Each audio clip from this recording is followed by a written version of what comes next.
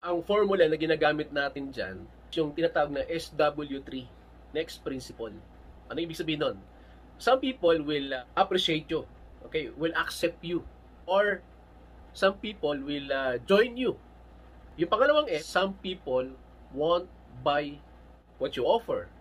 Some people won't join you.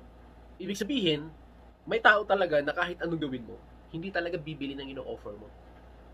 May tao talaga na kahit ginawa mo ng lahat, kahit ipinag-pray mo na siya, hindi talaga siya mag-join sa'yo.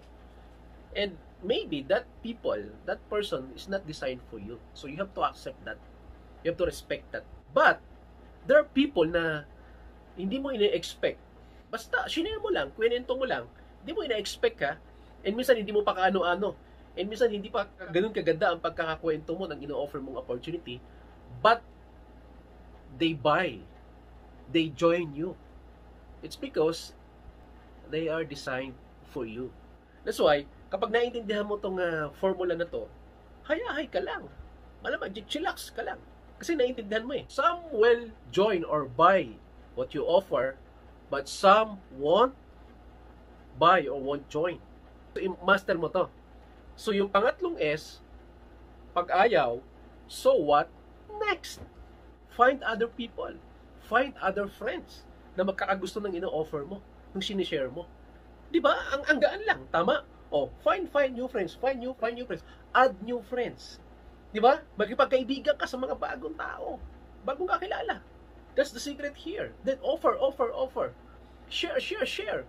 Imposibleng walang bibili. Imposibleng walang magjo-join o kukuha ng opportunity na ino-offer mo. Imposible. Ganun lang mga kaibigan yung in-apply namin. Even myself, di ba? That's why naging successful ako in this kind of industry, in this kind of business because of ginamit ko yung SW3 next principle na yan. And kung tao ang usapan o yung market sa ginagawa mo, napakaraming tao sa mundo, excuse me. Sobrang dami. Ang daming nag-18 years old.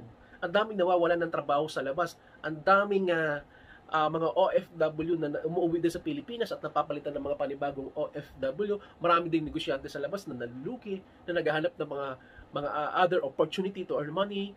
Mga kaibigan, sobrang dami niyan. Do not afraid to discouragement.